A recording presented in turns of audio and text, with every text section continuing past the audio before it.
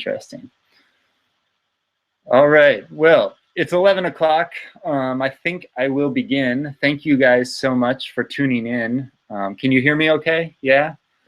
There is a chat box on the right-hand side of the screen if you're watching on YouTube.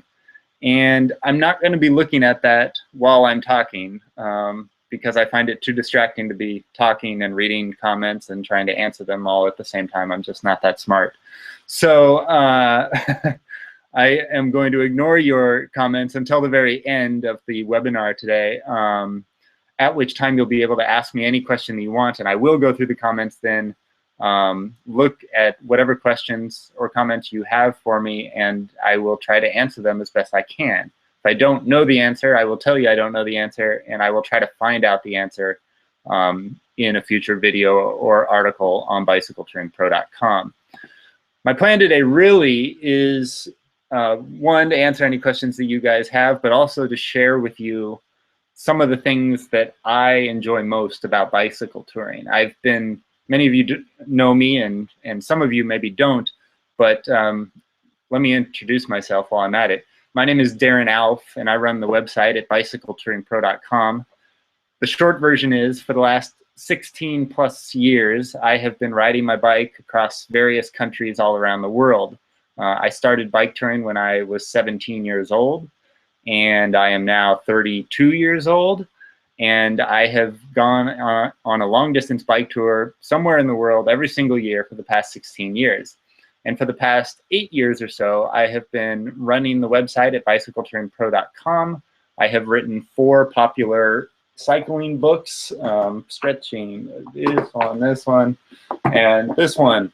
And these books and my website and these webinars that I kind of do here on YouTube have been responsible for helping thousands and thousands of people learn to conduct their own bike tours all around the world.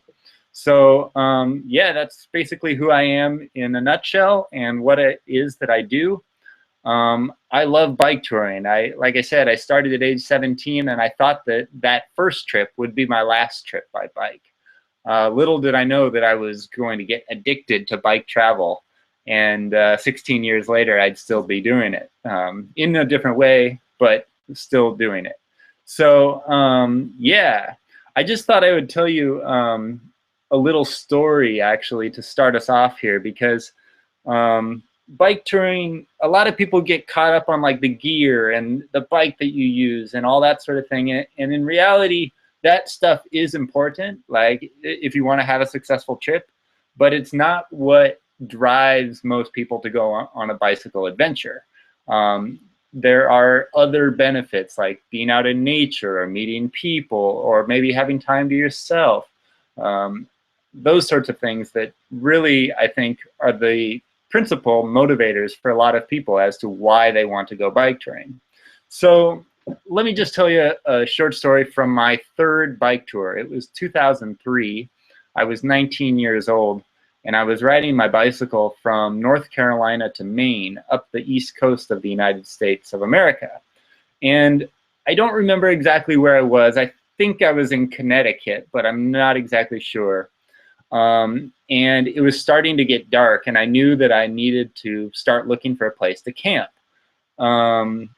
On this particular tour, I had not planned my lodging out in advance like I had on my previous 2 bike tours. So every single night when it started to get dark, I needed to start looking for a place to camp, whether that was in a campground or somebody's yard or just in the bushes somewhere off the side of the road.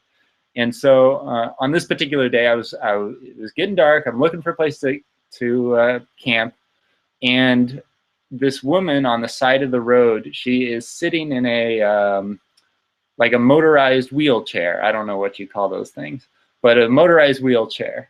And she kind of waves me down and says, you know, hey, where are you going? You know, and so I stop and talk to her, tell her about my trip, and explain that I'm looking for a place to spend the night. Well, she just happens to be standing in front of a house that has a gigantic, like, orchard basically behind the house, with about 100 different spots where I could pitch my tent for the night and be very happy. So she says, why don't you come inside and my husband will be home in half an hour or so. I'll get you some food and some water. Come on in. So I'm like, wow, that's fantastic, you know. So she invites me into her home. She gives me some like mixed nuts or something, and we're sitting there on the couch, and she's asking me about the trip and that sort of thing, and I'm thinking, wow, I'm really lucky to have found this free place to stay tonight, you know. But then her husband gets home. This guy is about 250 pounds. He's huge, 7 feet tall. He's got a totally shaved head, and he does not look happy that I am there.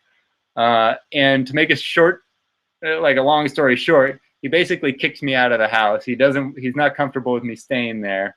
You can tell that his wife is incredibly embarrassed.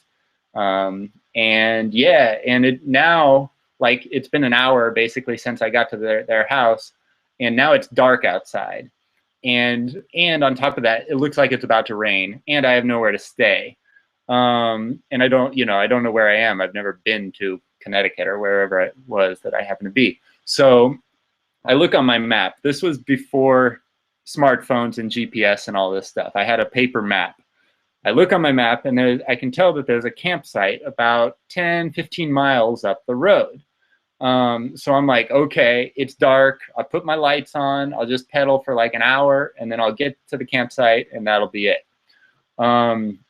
So I leave the house, having been kicked out, essentially, and my mind is not in a happy place right now. I've been kicked out of this house. I'm wondering why these people, why this man especially, was so afraid of me or whatever. And now it's dark. It's about to rain. It does start to rain. And I'm pedaling off into nowhere, hopefully, to find this campsite. Well, I pull up to a stop sign, and right at this stop sign, there is a woman in her yard. She's like getting the mail or something. And again, this woman, like the first woman, has a big yard behind her house where I think, oh, maybe she'll let me camp there, So I go up to the woman, and this is my first tip for you today, actually. I go up to the woman, and instead of saying, can I sleep in your yard, essentially, what I was saying at the time, and what I still say sometimes, is, hi, I'm looking for a place to camp around here. Do you happen to know of a place like that? It's more subtle than saying, can I sleep in your yard? And most people, if they are aware of themselves in the situation, will think, gosh, well, you could camp in my yard. And that's kind of what I was hoping that this particular woman would do. I was hoping she would say, oh yeah, we got a big yard right here. You can camp right here. She didn't say that, though. She said, oh yeah, there's a campground right down the road, about 5-7 miles. And I was like, oh dear, okay, well, thank you very much. And so I continued down the road, thinking, oh gosh, I'm never gonna find a place to sleep tonight. And so finally I do make it to the campground. It's pouring rain at this point. I am the only person in the campground. There's me, the park ranger, and that's it. So I pay the $14 or whatever it is to get into the campsite. I set up my tent really quickly. I dive inside. I change out of my wet clothes, and I'm thinking, oh, okay, it was a good day. Well, right as soon as I finish changing my clothes, I hear a car pull up right outside my tent, like 3 feet away. And I'm thinking, who in the world is this now? And I peek my head out of the tent, thinking, is it the ranger? Is it someone coming to rob me, or what is it, And I peek my head out, and instantly I recognize that it's the second woman that I ran into, the woman that was out checking her mail, that I said, do you know of any place around here that I could camp for the night? Well, she had driven the 7 miles after taking the mail back in. She thought to herself, gosh, I could have let him sleep in my yard. And she felt really, really bad that she didn't offer basically her yard up to me. And so she had driven 7 miles down the road, found me at the campsite, gone to the ranger, paid for my camping place for the night, and brought me like a plate full of food for dinner, hot food for dinner. So Yeah, I guess the point of my story is that bicycle touring is a roller coaster ride. Like, it's not always easy, and there are these moments where you feel like you want to quit and go home sometimes. Like, you hit a big hill, the sun's out, whatever, you know, you meet someone that's a little grumpy or not the best personality in the whole world, and you think, gosh, the world's a terrible place, and I want to, you know, just quit and cry and crawl in bed right now. But then you hit a downhill, you know, you meet someone nice, you get a free meal, and the whole world flips upside down, and you think, this is the greatest thing I've ever done. I love doing this. This is awesome. And I think that little roller coaster ride, the ups and the downs, is what makes bicycle touring so great. Like, if it was all positives, it might be kind of boring, actually. You would just pedal along, look at beautiful scenery, and say, yeah, I reached my destination. It was a piece of cake, you know? So it's those little bumps, I guess, along the way that make it exciting, make it memorable. And for me, like, I've been doing this for 16 years, and people always ask, like, why do you keep coming back to bike touring? Like, why is it? And I guess that story right there, for me, is kind of one of the many reasons why I like to bike tour. It's when I look back on 2003, for example, when that story took place, I don't really remember what else I was doing that year, but I do remember these sorts of moments from my bike tour up the East Coast of the United States. That's what I remember. And so if you ask me, you know, what were you doing in 2005, for example, the first thing I'll tell you is about my bike tour that I did from Canada down to Oregon, basically. And I can tell you 100 different stories from that trip. Then I'll remember that that same year I graduated from university. I got my first real job working in Hollywood. And those things that for most people would be very substantial are actually secondary to the experiences that I had on my bike tour. So yeah, I think that's why I'm so passionate about bike touring, and why I've been trying to get as many people as possible to go out and do it, is because I know that for me, at least, like, those experiences have been incredibly memorable, rewarding, and I think that if you try it too, you might have some of the similar experiences, and you might feel the same way that I do. So yeah, that's basically why I'm here, and why I love bike touring so much, why I've written the Bicycle Touring Blueprint, which is my big life's work, essentially, about how to conduct a bike tour anywhere in the world. And yeah, one of the big mistakes, though, that I see people making with bike touring constantly, especially on the internet, where there's a lot of just general advice about it being given out, is that, like, a lot of people don't realize that there are different types of bike tours, and that the bike you ride, the gear you use, the amount of gear you carry, the clothes you wear, the food you eat, the way you eat, where you sleep, how many miles or kilometers you plan to cycle in a given day, all of that kind of depends on where you're going in the world, how long you're planning to be on the road, what kind of roads or trails you're going to be cycling on, and whatever personal goals you might happen to have for your trip. So I guess what I'm saying is, like, there's a lot of people out there that say that, like, you don't need to know anything about bike touring before you go off on a trip. Like, you get a bike, you put some stuff on it, and you just pedal.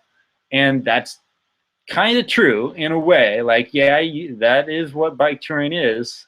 But knowing, like, some of the details about how to do it, how to pack, what to pack, you know, what kind of bikes are better than others, essentially, can make your trip a whole lot easier, but also can save you from quitting your trip altogether. And I hear from people all the time on bicycletouringpro.com who are planning to go out on a trip, and I can tell just based off of their plans that they are going to fail.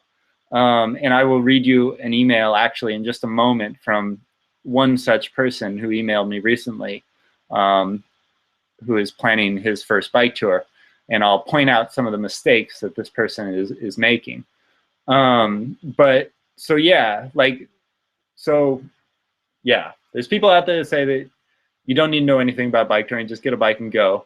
I think also like that is sort of true, but I think that is probably something that appeals more to young people who maybe don't have the money to get the right gear, get the right bike, and who also don't mind suffering a bit more than people who are 50, 60, 70 years old. There are two major factions of the bike touring world. There are kind of these 20, 30-something-year-olds who have lots of time but not very much money and who go off on bike tours. And then there are the older generation, 50, 60, 70 years old, who have time if they're retired and also have a little bit of money. So there's a difference basically not only in the amount of money that these two groups have, but also their approach to bicycle touring. I think the younger group is okay with just get a bike and go and you'll figure it out along the way. Whereas a lot of people I think in the older group think, you know, it's maybe smarter to have a little bit of information from someone who knows what they're doing, and that way I don't have to make all the same mistakes that these other people are making. So yeah, that's I don't know what I was going to say there, but yeah, so that's basically it. I mean, it takes, today I called the webinar today Bicycle Train in 1 hour, but the truth is I can't teach you everything that there is to know about bike touring in an hour, and I don't think anyone can. My book about bicycle touring, the Bicycle Touring Blueprint, is 400 pages long. It's not a short text, but it is the best text, and I think the most complete text about bike touring anywhere in the world. And the reason it's so long, I guess, is because I wanted to make sure that you have the information that you need to make your bike tour a success, whatever that means to you. It's time for Q&A session. I think I've talked long enough. I really, that's the main thing that I wanted to do today, is answer any questions that you might have. So yeah, let's get started. There is a Q&A box on the right-hand side if you're watching on YouTube. And if you're logged into your account on YouTube, you can leave a comment and I will try to answer it here in just a moment.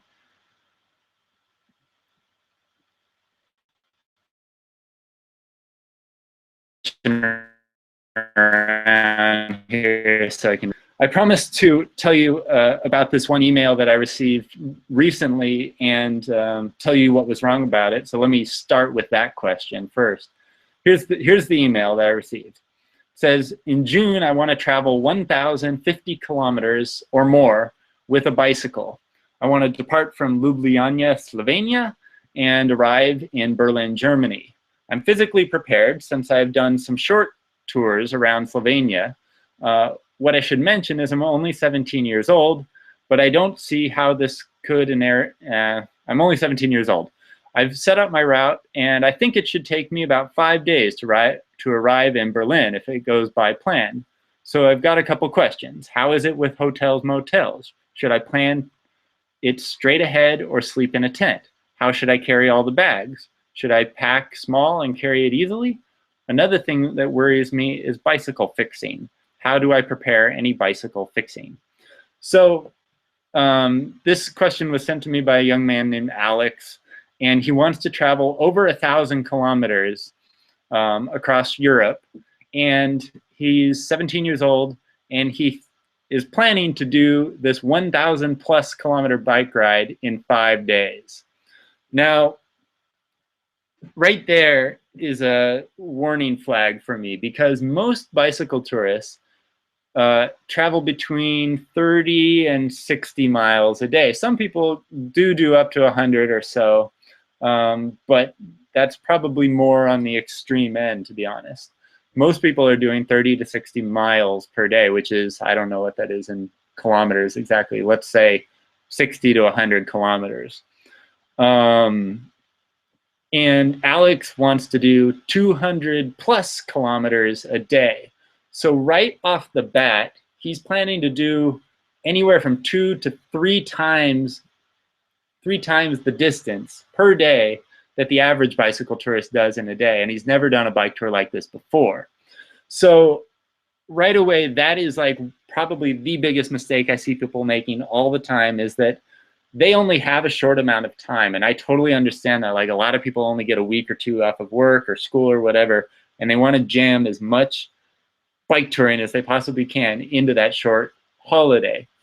The problem, however, is that most people that go out like Alex with this goal of riding 210 miles or 210 kilometers per day, is that after about 1-2 days, they're completely exhausted. And they think, oh my gosh, I got 3 more, 4 more days of this left. I'm not going to make it. And that's usually what happens. Like, people quit, they go home, they have to catch a bus, and then they look back on their bike touring experience as this big failure. And that is like a big part of what I do at bicycletouringpro.com, is like trying to prevent this from happening to you. So yeah, so that's my big, I guess the first thing that I would say to Alex is, like, you might want to reassess your plan. Like, that 1,000 plus 50 kilometer bike ride that you're planning should probably take 2 weeks, especially for your first bike tour. And the other thing you got to remember too is, like, on a map on Google, for example, your route is 1,050 kilometers.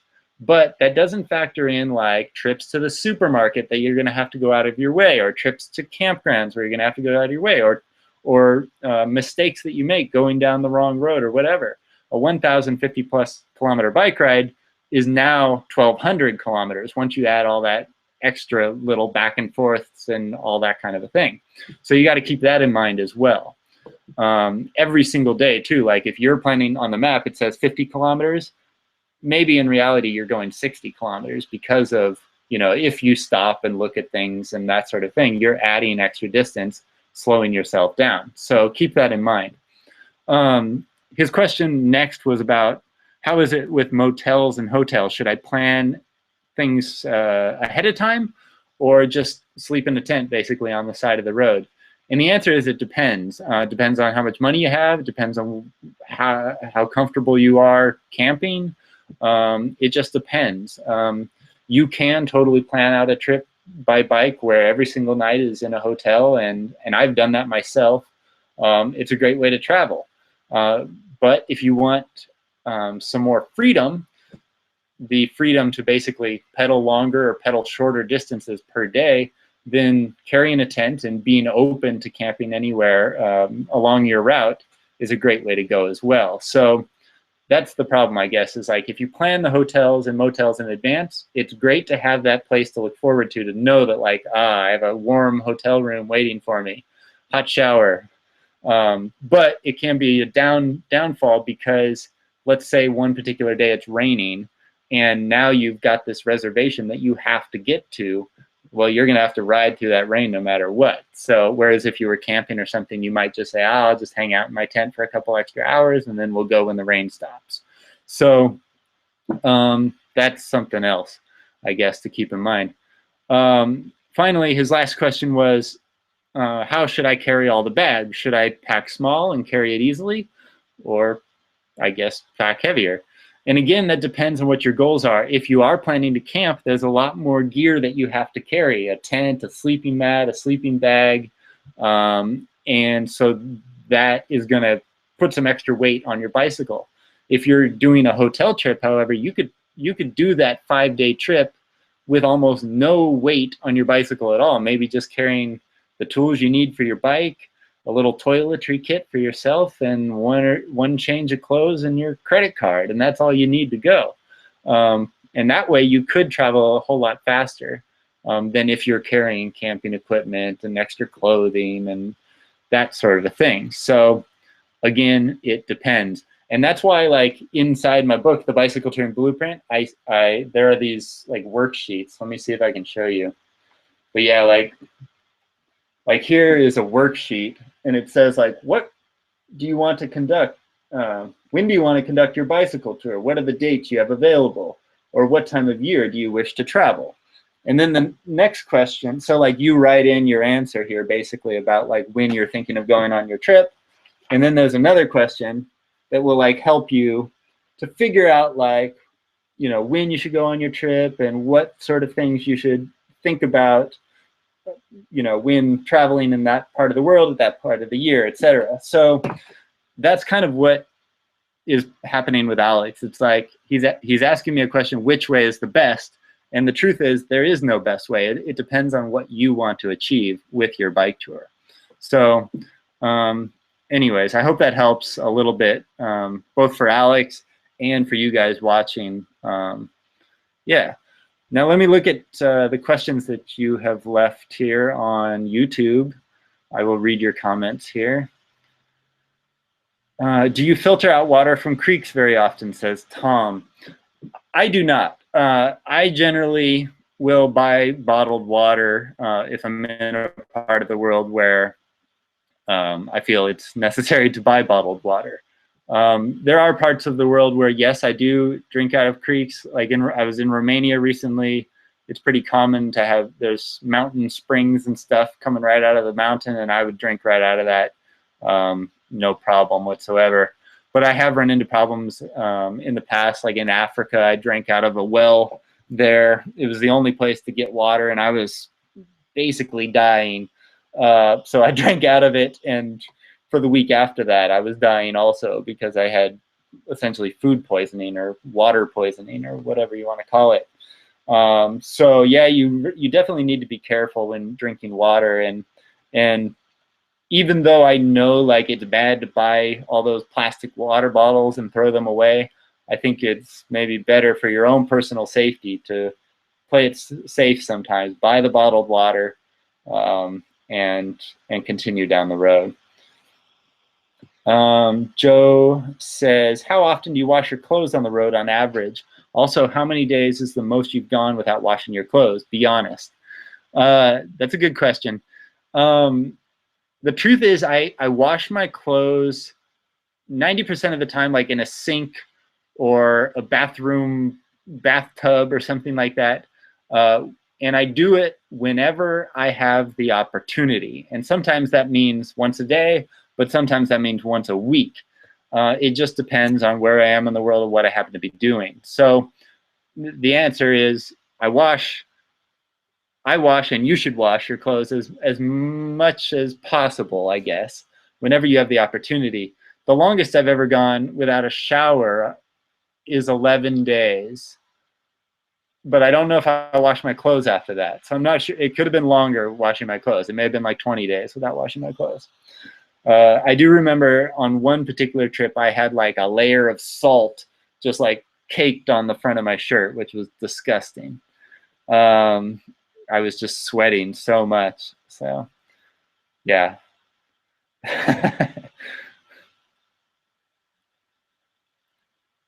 Linda, I'm 62 years old, going on my 3rd bike tour across Nebraska. How do I maintain a steady level of exertion so I don't get too tired?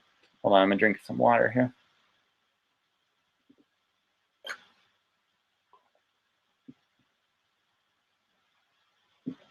Well, I think the best way to prepare for a bike tour physically is to ride your bike as much as possible, and by as much as possible, I potentially mean every day.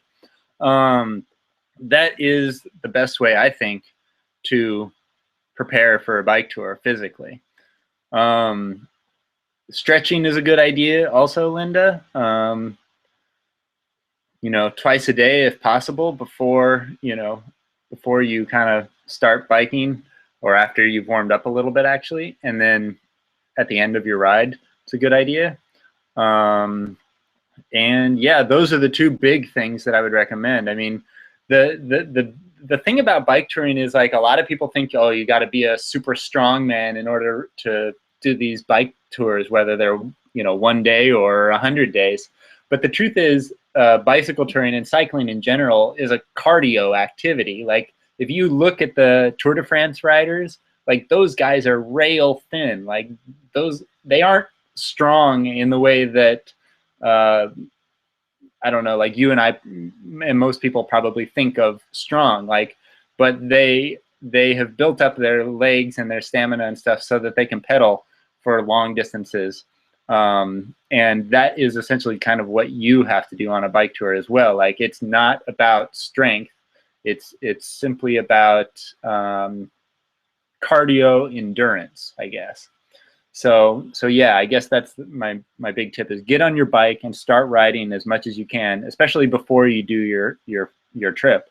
The more training you do before the trip, it'll make your first couple days on the trip so much more easier.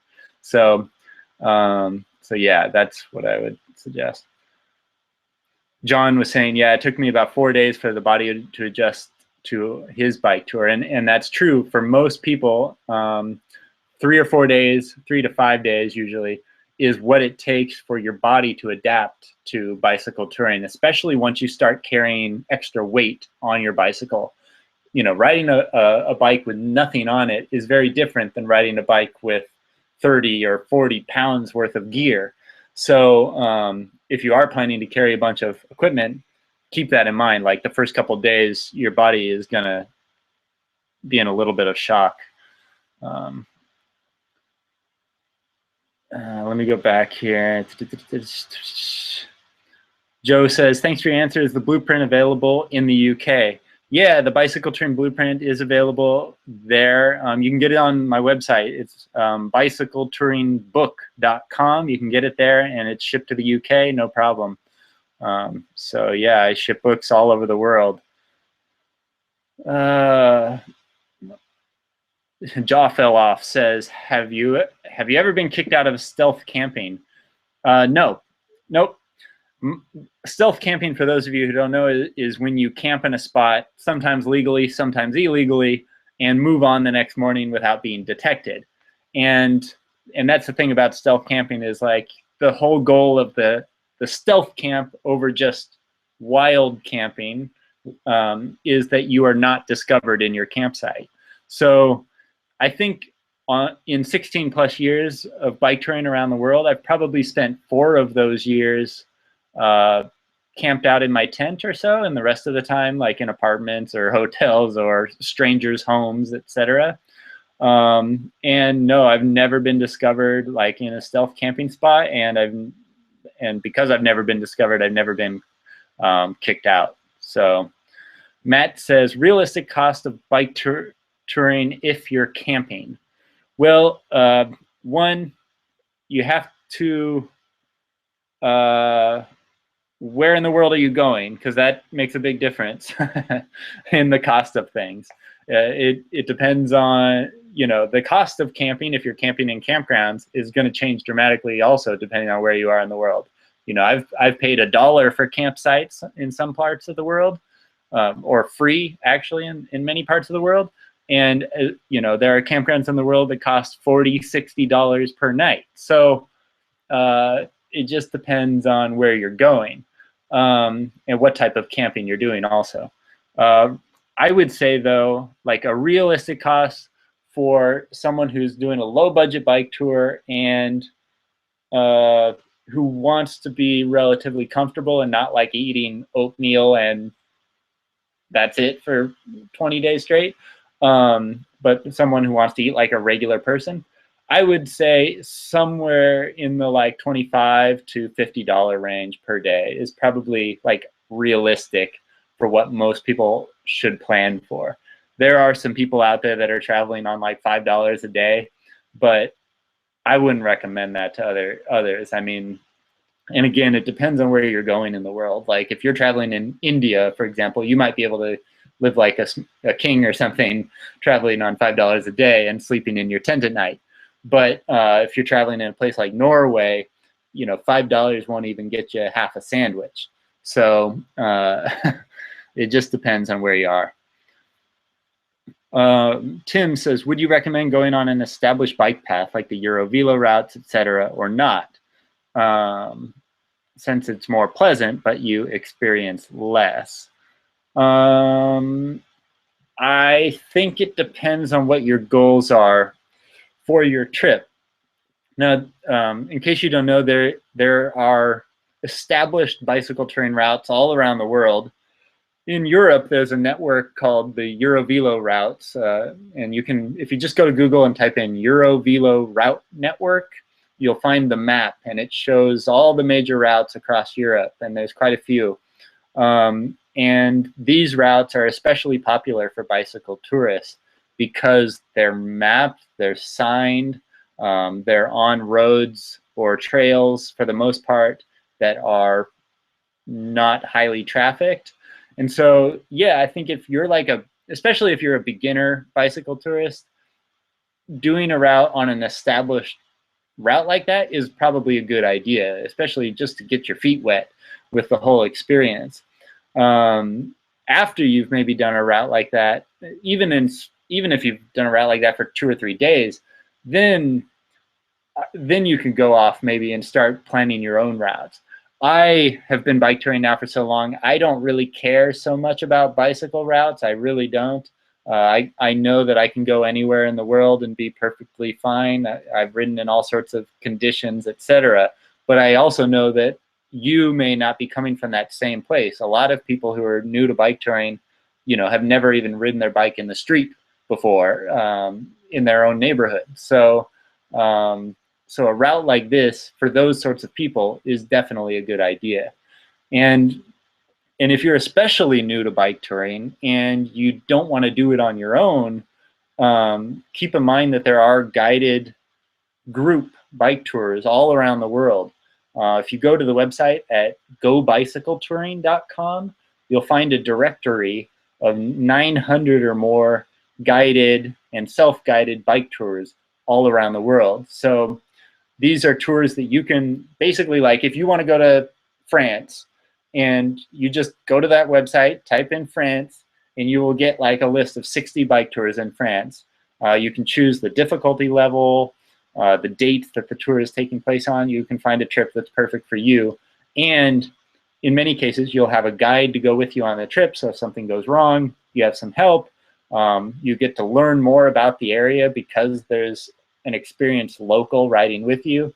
And usually there are other people on the trip with you as well. So you have that interaction that so many people enjoy when they are bike touring. So that is like one type of bike tour, the group tour, that is different maybe than traveling on your own and packing your own gear and camping on the side of the road or whatever. So again, there are different types of bike tours, and how much it costs and what you carry and all that stuff depends on the type of trip that you're doing. Hi, Darren, you're inspiring me to start my... Awesome. Thank you so much for tuning in. Ozan says, do you ride your tour bike in the city or do you have another bike for city? I have like 7 bicycles. So I ride different bikes all the time, but honestly, I ride my touring bike more than any of the others that I ride, and I even ride it at home when I am in the city. A lot of people that buy touring bicycles, like if you're in the market for a touring bicycle, the good thing to know is that touring bikes also make great commuter bikes. Like if you ride your bike to work or want a bike that you can use to haul groceries to and from the supermarket, like a touring bike is the perfect bike to do that. So a lot of people think like, oh, I don't want to spend the extra money to buy a touring bicycle for my trip. But if you're the sort of person that does do a lot of local bike rides, commuting, and wants to do even short bike trips near your home, then getting a touring bicycle that has racks on the front or back of the bike is a good idea. So yeah. Sorry if I'm skipping some of your questions. I'm sorry, I don't mean to. It's just I'm trying to get to them all. Hugo says, can you shower in lakes and rivers? Depends on where you are in the world again. Yes, in some parts of the world, and no in others. You have to kind of do your research. Like I was just up at a lake 2 days ago, and there was a big sign there that said, no human contact with the lake, basically. I'm assuming that the lake is for drinking water or something, so they don't want people swimming in there. Jaw fell off says, Norway and Sweden, you'll be broke the rest of your life. Well, actually, you might be surprised. I spent 3 months or so in Denmark, Norway, and Sweden last summer, and the whole trip cost me like $1,500. It wasn't that much. I camped a lot, though. I ended up scoring a free place to stay for like 2.5 weeks, so that definitely helped. The main thing there for me was food and ferries. There's lots of ferries in Norway and Sweden, so you got to be prepared to pay for those as well. But I found, yes, Norway and Sweden is expensive, but maybe not that expensive in comparison to London, England, or Switzerland, or other parts of the world like that. So yeah, I'm going back to Norway this year, so hope it's not too expensive. Yeah, by the way, guys, if you're interested in going with me on a bike tour this year, I'm doing 5 bike trips in Europe. I'm 3 in Portugal, 1 in Spain, and 1 in Norway.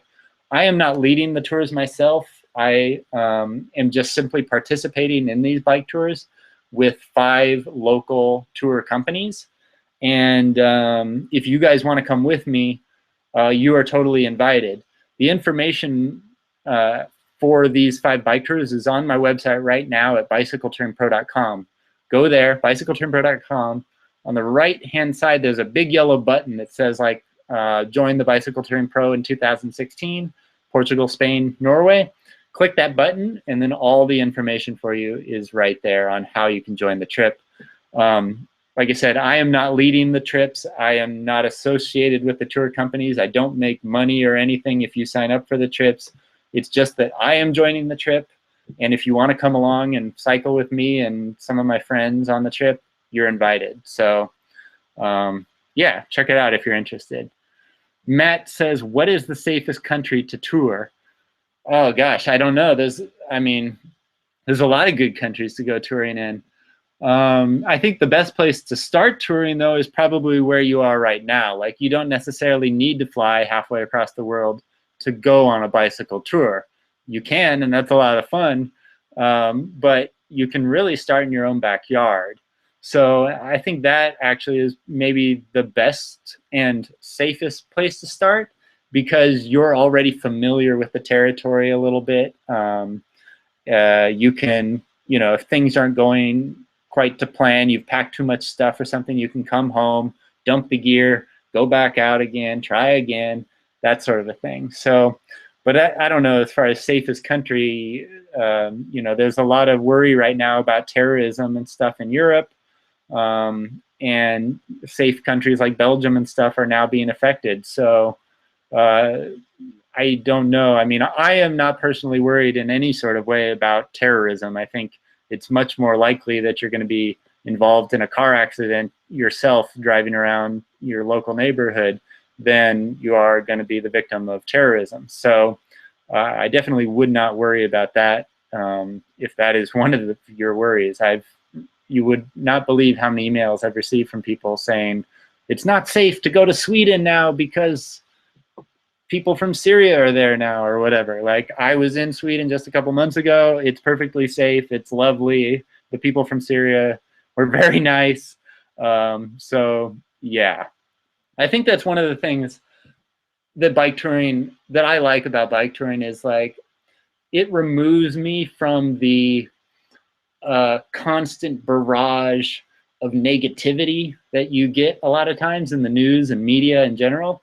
A lot of people, I think, that are, just watching TV and consuming the radio and all that stuff all the time, they're just pumped with all this negative news. And if you get out on your bike, you ride around the world, you meet people, you realize that even in these places that so many people think are dangerous, you go there and you meet the people, and they're perfectly fine. Like, they don't care about you passing through their neighborhood. They're just worried about feeding themselves, feeding their families, doing their job and that sort of thing. So yeah, I think bike touring is a great way. Like, if you are fearful about the world, maybe a bike tour is what you actually need. Have you ridden any of the rail to trail routes here in the United States? Yes, I have, actually. I have pedaled across the United States. For those of you who don't know, I've pedaled across the United States 6 different times, going in different directions. And I have done some of the rail to trail routes. I've done the Katy Trail, which is in, what, Missouri? Missouri? My memory is fading me now. I think it's Missouri. And gosh, some others, I'm blanking on the names. Well, the Natchez Trace, I don't think that's a rail to trail route, but it's kind of similar. And yeah, some other ones on the East Coast I've done in chunks, etc. So yeah, I've done quite a few. The thing that I like about those, like these established rail to trail routes, is like you don't have to worry about cars for the most part. The bad thing about the rails to trails routes, I think, is that because they're so removed sometimes from the rest of the world, kind of, is that after like a day or two, they kind of get boring a little bit because you're just cycling through like a trail with bushes on the side of it a lot of times. And so you miss some of the stuff. Like, it's interesting to ride through a town sometimes and see the little downtown section or whatever, even though you are having to ride in traffic or whatever. Like that little trip through town makes it interesting. So there is, you know, a balance there, which I kind of like to go on those trails for a little bit, but then go off and explore off of them as well. Because I think if you stick entirely to the trail, especially the longer ones, for me at least, I found it gets a little boring after a while.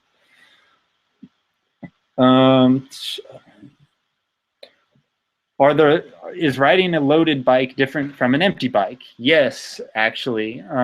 If you're pulling a trailer behind your bicycle and that's it, the bike will handle almost the same as it does with no weight on it. The difference, however, is your bike is now twice as long. You have to, especially when you're turning, you got to kind of keep your trailer in mind, learn to make wider turns, etc. But when you start to pack with panniers, those are those backpack-sized bags that go on your bike. Those can really actually affect the way that your bike handles, especially when you put weight on the front of your bike. And a lot of people who try panniers for the first time think, oh my gosh, I can never ride a bike like this. I can't use these. But the truth is, like, it only takes about a day or two to get used to a set of panniers. So if you are planning to use a front set of panniers especially, you need to schedule in some time for yourself to go on some rides in a place where there's no traffic, so you can get comfortable riding your bike basically in a straight line and controlling it, because those front bags really affect the handling of your bike. But they are, like, it's kind of like, I'm trying to, it's kind of like switching from a bicycle to a motorcycle. Like, there's just so much, like, they handle in exactly the same way, but the motorcycle is so much heavier, and that's the way it is with a loaded touring bicycle. Like, once you put that weight on there, it's like, whoa, this is a completely different vehicle. So yeah, like, just schedule some time to get used to those panniers. Do you ever feel lonely on my bike trips or just in general? On my bike trips, yeah, I think sometimes I feel lonely when I'm traveling by myself, especially in a part of the world where people don't speak my language. I recently completed a 3-month-long trip across Southern Africa, and I was getting really lonely, I guess, a little depressed, because people either didn't speak the language, or they did speak English, but like only at, like, I don't know, like a 3rd grade level, basically. And so it's very hard to have like an in-depth conversation with anyone about anything deep, other than just like, I am from America, I am going to Swaziland or whatever, and that was the end of the conversation, you know. And you have that same conversation 500 times with 500 people. That does get a little old for me. But yeah, I think the great thing though about bike touring now, like, is technology. Is this, like, I can carry this now in my pocket, in my handlebar bag on my bicycle, and be connected to the rest of the world. I can carry hundreds of songs, podcasts, ebooks, audiobooks, etc. I have the internet on here almost anywhere in the world. I can call friends. I can cruise the web. I can read books and articles. So for me, like, this is how I don't get lonely anymore in a way. Like, I load this thing up with podcasts, so I always have something to think about. And yeah, so I think that that's like one of the, maybe the greatest things that you can do to not be lonely if you're traveling by yourself. But I would also encourage you to get out and make an effort to talk to the people that you meet along your route. Like, you can go on a bike trip and talk to nobody the entire time and come home and you will have not met a single person. It's totally possible to do that when you're bike touring. It's also a good idea, however, to make the effort to talk to people that you meet along your route. So, and the good thing about bike touring, I think, is that because you're riding a bicycle loaded down with your gear and stuff, like, people trip of some kind, that you aren't just riding your bike around the neighborhood. You are on an adventure.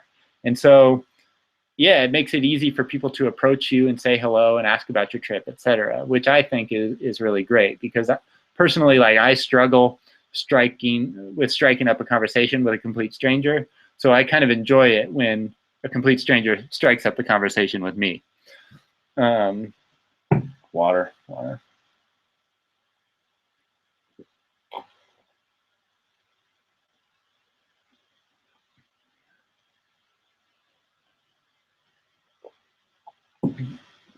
Benjamin says, any experience with fat bikes for a more off-road style of backpacking? Is it a trend or real advantage in certain situations? I don't think it's a trend. There is definitely a real advantage towards that. There is the trendy part of bike touring, I think, or bike packing, I should say. The trendy part of bike packing is that the people that think that bike packing is something new. In reality, bike packing is simply just another form of bicycle touring. It's just called something else. Like, there are all these different types of bicycle touring. There's day touring, overnight touring, credit card touring, light touring, ultralight touring, supported touring, bike packing, mixed terrain touring, expedition touring, fully loaded touring, and bicycle travel. Like, those are just some of the names given to bike touring. They're all the same thing, essentially. They just have minor little differences that set them apart. And bike packing is one of those examples where there is just a small difference between bike packing and carrying a set of panniers or pulling a trailer behind your bike. The advantage to bike packing, I guess, like, it's hard for me to explain, but I recently, I don't know how to explain it exactly. When you ride with a set of panniers on your bike, panniers are designed, for the most part, to be ridden on smooth roads. They're not designed to bounce up and down a whole lot, and that is the major downfall to panniers, the bags that you put on the side of your bicycle. When you put them on there, they bounce. And that's not good if you're planning to cycle off-road in a mountain bike sort of scenario. If you're going over rocks and tree roots and stuff like that, and your bags are jostling like this on the side of your bike, it's not fun. That's why bike packing, they tie everything really tightly to the frame, so that when you hit a bump, those items that you're carrying, your tent, your sleeping bag, your clothing, whatever they happen to be, are secure on the frame of your bicycle, and they don't jostle around. That's really all it is like a difference between you're switching from a smooth tarmac scenario where the chance of hitting a bump or something is very small, to switching to bumpy terrain where now you have to be prepared for those bumps and you need to tie your gear down a whole lot tighter. So yeah, bike packing I think is going to become more and more popular, especially, I mean, mountain biking in general is becoming more and more popular. So as mountain biking becomes more popular, as bike touring becomes more popular, I think bike packing also will become more popular, because all of, like, there's this crossover. People that go mountain biking will start bike packing, and people that go bicycle touring will also start bike packing. So yeah, I definitely see lots of it in the future.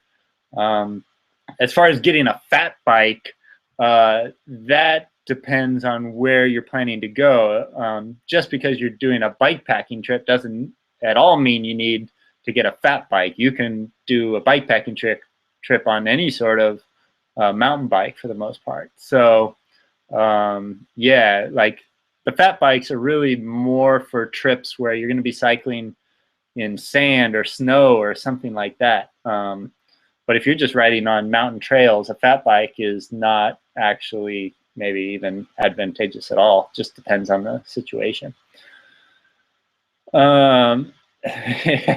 Yeah, Matt says 26-inch wheels or 700C wheels and tires, and then Jaw Fell Off says, don't get started on that, Matt. I think that's a good point. I maybe won't talk about that because I talk about that all the time, and there's an article on, go to Bicycle Touring Pro, type in 700C, you'll get an answer there. I also talk about that inside the Bicycle Touring Blueprint, and the Essential Guide to Touring Bicycles, I talk about that as well. So I've pretty much covered the subject. Just a few more minutes, guys. So if you have a question, now is the time to ask. What is your favorite one-pot meal? What kind of frame pump do you use, and do you carry CO2? Favorite one-pot meal is probably oatmeal with fruit. That's so easy, and I enjoy it. I know a lot of people don't like oatmeal, but I like it, especially if you put in bananas, blueberries, strawberries, granola, or something else on top of it. So yeah. What kind of frame pump do I use? I don't know. I got a bunch that I rotate between. I have never found necessarily like one pump that I think is better than the others. So yeah, nothing special really. And do I carry CO2? No, I do not. And the reason I don't is because I don't want to be in, I do long bike tours. And if you're planning to do a short tour, then carrying CO2 cartridges is fine. The problem occurs when you go on a long trip. If you burn through your CO2 cartridges, now you don't have a bike pump potentially, depending on what kind of pump you have. And so I use a hand pump because a hand pump is much more reliable than the CO2 cartridges, which need to be refilled and repurchased. So yeah. That's basically it. I use a hand pump. But one of my tips that I will give you is, you know, there are certain items that you can use for bike touring that are really not that important, and it doesn't matter so much if you go cheap. But there are certain items that I think are very important to spend money on, and to get the best product possible. And one of those items, besides like your bicycle, is the pump. I think you should buy the best pump that you possibly can, because you do not want to be out in a place like out in the middle of wherever, the desert, forest, or whatever, with a pump that doesn't work, that is broken or something, and now you got a flat tire and you are stuck out there. Like, that is not fun. So make sure you get a pump that is reliable, totally reliable. And yeah, that's my big advice. Matt says frame pumps all suck. Well, frame pump is different maybe than a hand pump. I'm not sure if you're considering it the same thing, but yeah. Tom says, thanks for doing this live session. I really enjoyed your website and the Blueprint book. Thanks so much, Tom, for tuning in. I really appreciate it, and for reading the book.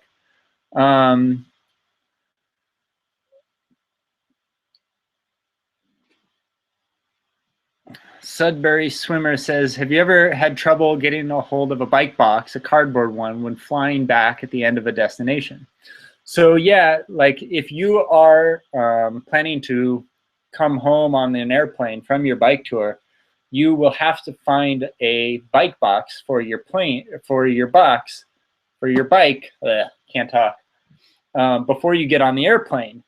And sometimes this can be difficult to do depending on where you are in the world.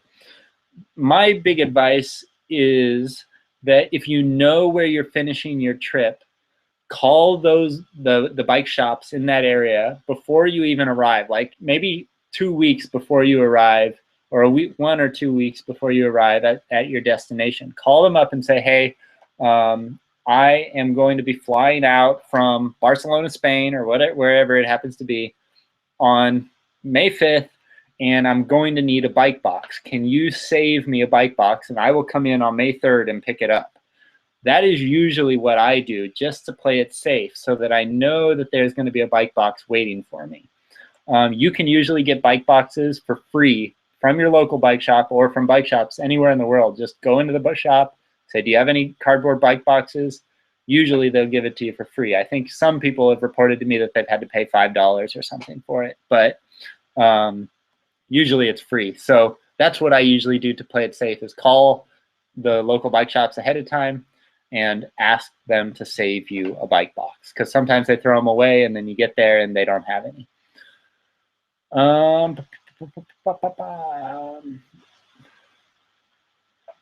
Okay, one last question, guys, and then I'm gonna go. Craig says, please describe your methods for keeping your panniers safe when you're touring in a city or going into an attraction you want to see in a city. That is actually probably the most common question that I get, but I'm going to answer it because so many people have that question.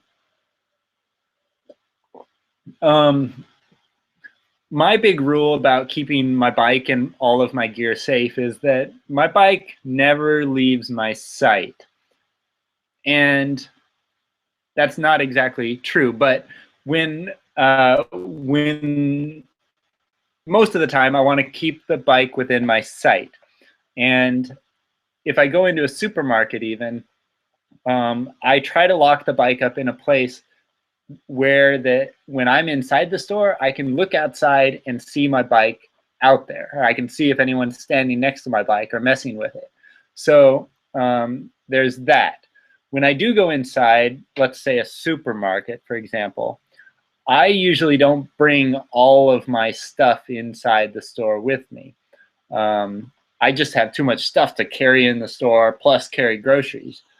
So what I do is I take off any valuable things on my bike and bring them in the store with me. Usually I just bring my handlebar bag, which contains my wallet, my camera, my smartphone. Those are my most important items, essentially, my passport. Sometimes I travel with my laptop, and I will bring the one pannier with my laptop in with me also. So I have my handlebar bag, the one laptop bag, and the other bags which contain my clothes and food and camping gear, which no one in their right mind would probably want to steal anyways, is just left on my bike. Now, so I never let the bike out of my sight, try to. If I do have to leave it out of my sight, I always lock it up, whether there's people around or not usually. And I try to keep the bike within sight in the supermarket. But if you want to go, let's say you want to go into say you're on a bike tour and you want to go to the movies, or you want to go to Disneyland or something like that, like some local attraction. What do you do with your bike and all your stuff? Well, if you're in the area for a while, I recommend renting a hotel room or an apartment, and then just keep your bike in the hotel or apartment. That's probably like the safest thing you can do if you're in the area for a while. If you're not staying overnight, and you're just like going into the movies, what I usually do is I ask the people that work at the movie theater or at Disneyland or at whatever attraction it is that I'm trying to go to, whether I can bring my bike inside. I just simply straight out tell them, like, I am traveling by bike. I got everything I own on that bicycle. I don't want it to get stolen while I'm inside, spending money at your business. And most people want your money and they want your business. So they will typically go out of their way to help you. And I've almost never been turned down when I've asked a local business, you know, can I come in, spend some money with you, and can you keep my bike safe while I do that? So that is, in short, my general strategy. But like it really does depend on where you are in the world. Like I was in Norway last summer, and in very small towns, I just left my bike and all my stuff out on the bike, totally unlocked, you know, and went in shopping for 10 minutes and did not worry about my bike being stolen while I was out there. There are other parts of the world that I've been in where I would not leave my bicycle for a second, like, because I'm just surrounded by people. It depends. So yeah, it just depends on where you are in the world and that sort of thing. So that's it, guys. It's been an hour. I hope this has been helpful or motivating or inspiring in some way. Thank you so much for tuning in. Again, if you want to learn more about bike touring, visit my website at bicycletouringpro.com. Grab my free starter guide, which is available there on the website. Totally free. Helps you learn the very basics of bike touring, everything you need to know to get started. If you're interested in learning more, be sure to grab the Bicycle Touring Blueprint, which I've mentioned multiple times today. If you're in the market for a new touring bicycle, grab the Essential Guide to Touring Bicycles. This is the book you need to read if you are buying your first touring bike. And if I can help you in any way, you know, planning or preparing for your own future bike tours, send me an email, connect with me on Facebook, Twitter, Instagram, YouTube. A big part of what I do is like answering questions that are sent to me. So yeah, send me a message, say hi, tell me about the trip you're planning. And if I can help in any way, I will. So yeah, that's it, I think. Thanks again. If you want to join me in Europe this year on a bike tour in Portugal, Spain, or Norway, go to bicycletouringpro.com, click that big yellow button and learn about the trips. And yeah, it would be great to ride with you. So that's it. Thanks so much, guys. Have a great day, and hope to see you out on the road sometime soon. All right, ciao, bye.